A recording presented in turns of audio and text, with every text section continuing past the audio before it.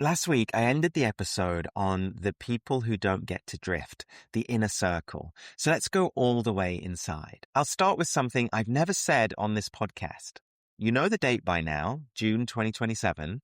I've built this whole countdown around it, the 13 months of episodes and a very public exit.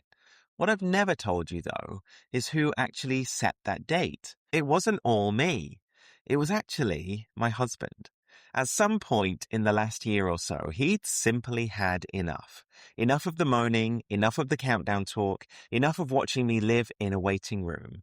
And he said, in more or less these words, "You are quitting in June, Nick. Latest." He wants the next chapter to arrive. He wants us off this hamster wheel and not circling it, talking about getting off it. Now think about what that means. Most fire calculators on the internet will ask for your number, your savings rate, your date. First person singular for all of it. My number, my exit.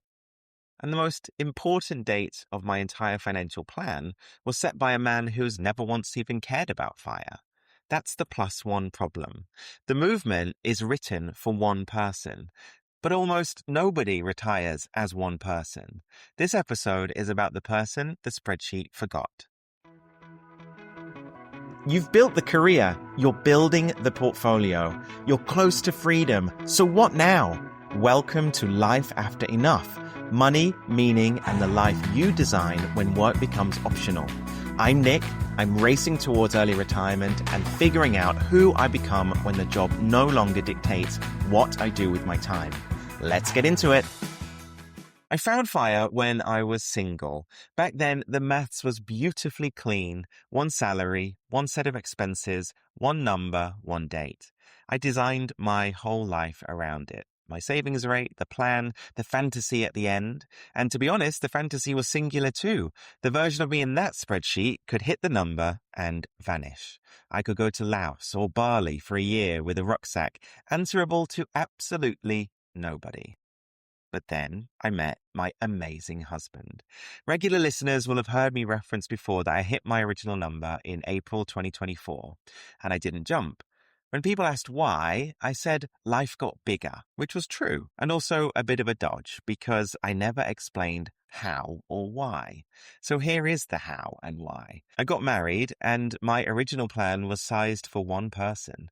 And by the time I reached the finish line, I wasn't one person anymore. The number that funded a single man's freedom didn't fund ours. Me had become us, and us costs more. And us wants different things. And that man I married loves his job. He's brilliant at it. And he has precisely zero interest in fire. He's never read a fire blog in his life. And to be honest, he's not about to start. So there I was, holding a completed life plan for a life I no longer lived. I can't run off to Laos for a year now on my own, not without jeopardizing the single best thing I've ever built.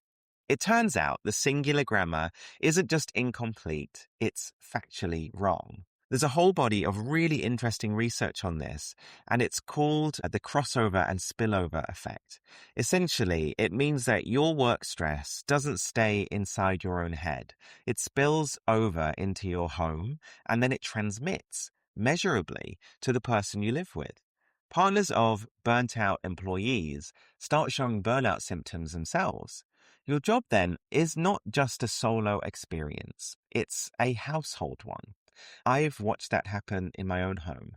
You've heard me describe work years Nick this month, the perspective that disappears when you're in the trenches. Every conversation collapsing into hating work or planning the escape from work. The Sunday scaries reaching back into Saturday even. All of that is transmitted. For years, my husband has been co-carrying a legal career he never applied for. And that all changes what next June is actually about. It's not my retirement. Now, I've spent 20 years as a lawyer, 2 decades papering other people's deals. I've negotiated warranties for things nobody on earth will ever sue over, and I've spent countless hours arguing about the perfect definition of things like adverse weather. But it occurred to me recently that the single biggest transaction of my life has no paperwork at all. Because that is what next June is, if you look at it like a lawyer. It's a transaction two parties, a long-term arrangement, and a material change of circumstances. So let me do the thing I know how to do just once and run the issues list. Point 1, geography. For most of my adult life, my career decided which country I lived in. From next June, that flips. His employment decides where we're going to live. Today, that's Singapore, but I've already said on this show that at some point we will leave. And the day we do, I travel on the back of his visa. Point 2, income. Mine stops and his continues. Point 3, the calendar. He'll still be working where I'll have ultimate freedom. Point 4, this is what I call the energy clause, because who is responsible for making my days good? Because there is a version of this where I assume the answer is him. And let me tell you now, that version ends badly. 4 issues, every one of them material, and here's the kind of punchline. It's the only deal I've ever done in my life that I would sign without reading. I just think it's worth knowing what's in it. Look at that issues list again, and the question every lawyer asks last, and should ask first, is who's actually carrying the risk here? Everyone assumes the retiree is the one taking the leap, the brave one, walking away from the salary, jumping off the cliff. That's the whole mythology of early retirement. In this house, it's backwards. Think about what I've actually got. I have a number. I hit it 2 years ago and then kept building past. I have spreadsheets going back years. I have 5 pillars of enough I've been working through in public on this show for months, specifically so the landing is soft. I am probably the most de-risked early retiree you'll ever meet. But now look at what my husband is holding. He's underwriting the geography. He's signing up to be the only earner. And underneath all of that, he's making one enormous bet that no spreadsheet can cover for him. He's betting that the person who comes home full-time next June is the good version of me, because he knows both versions. He's lived with both versions. And the research says his side of the deal is the genuinely hard one. There's a whole literature on couples and retirement, and the finding that stopped me cold is this. The rocky configuration is not both partners retired at the same time. Couples where both have stopped work report some of the highest marital happiness going. The hard version, the one with the elevated conflict risk, is exactly ours. This is where one person is retired and the other one is still working. Mismatched schedules. One person with all the time in the world, one person with none of it. We are choosing on purpose the arrangement the studies warn about. So what does his worst case look like? It's not bankruptcy. The money is hopefully fine. His worst case is that I stop work and become a man with no purpose, unhappy, a bit lost, floating through the days with no job and nothing pulling me forward. He watched me be miserable inside of a career. The nightmare, then, is me being miserable outside of one too, except this time there's nothing left to blame and nowhere further to escape to. When I ask myself what he actually wants from June, the honest answer is embarrassingly simple. He wants me happy, not rich or impressive, not early retired as some kind of trophy. Happy, unstressed, fulfilled. I think that's the entire list. That reframes every bit of the pillar work that I'm doing. The health work, the identity month, this month, purpose starting next month. I thought I was doing that all for me, but I'm partly doing it for him. It's the closest thing he gets to due diligence. Every hole I fill before June is a risk coming off his side of the deal. There's one more corner of the inner circle holding a piece of this too, and that's my family back in the UK. I've helped over the years, holidays, their house, being the support anchor when it was needed. Part of what I give up next June is headroom, the comfortable ability to say yes when someone I love needs something.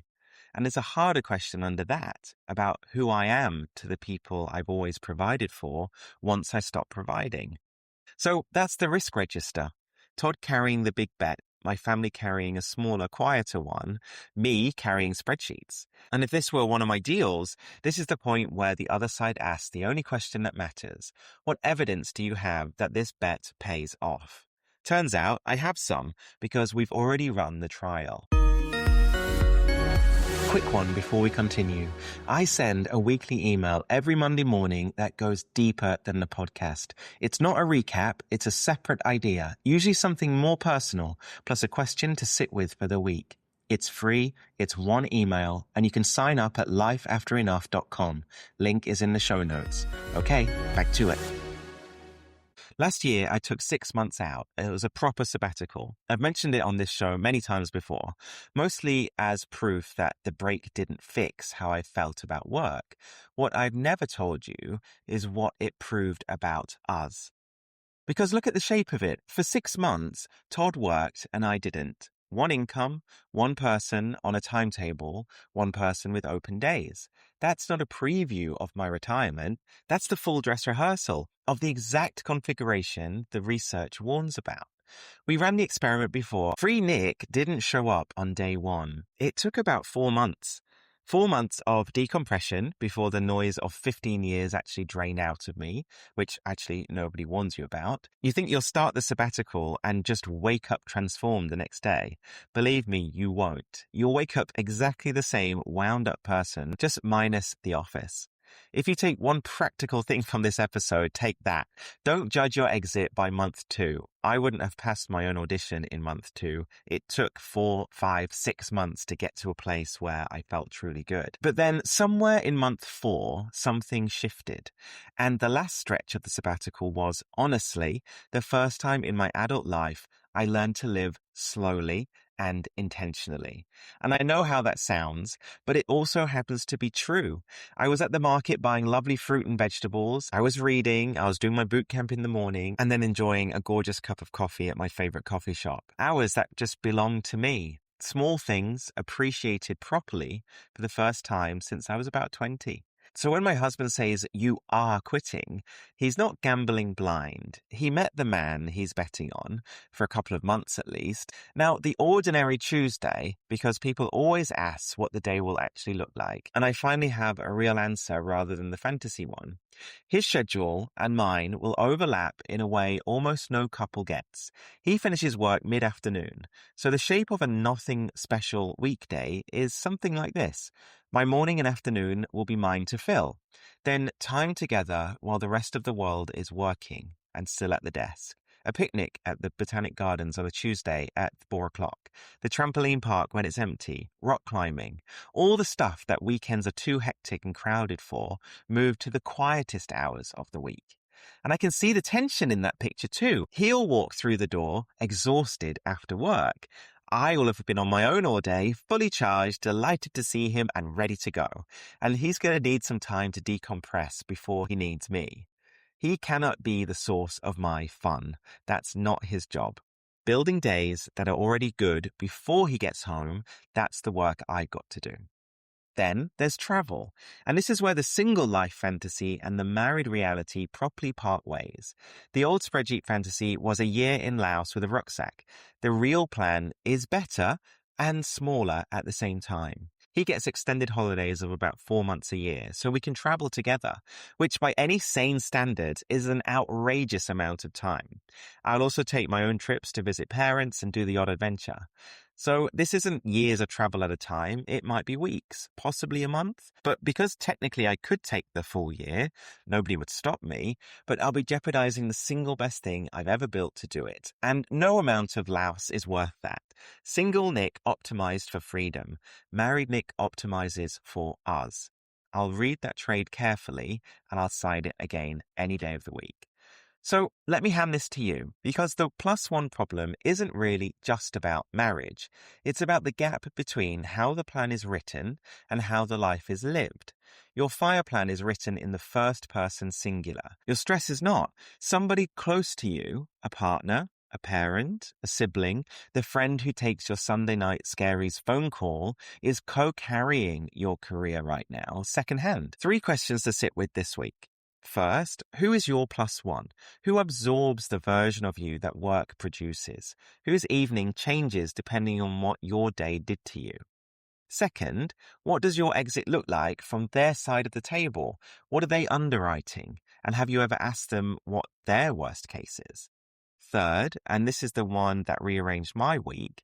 Whose retirement is your exit, really? Because when I finally stopped doing the maths in the first person singular, the answer in this house was obvious. Next June, 2 people get released from my career. Somewhere in the last year, without quite noticing, I stopped counting down to my retirement and start counting down to hours. That's the whole episode in one sentence. And it took a man who has never read a fire blog to teach me that.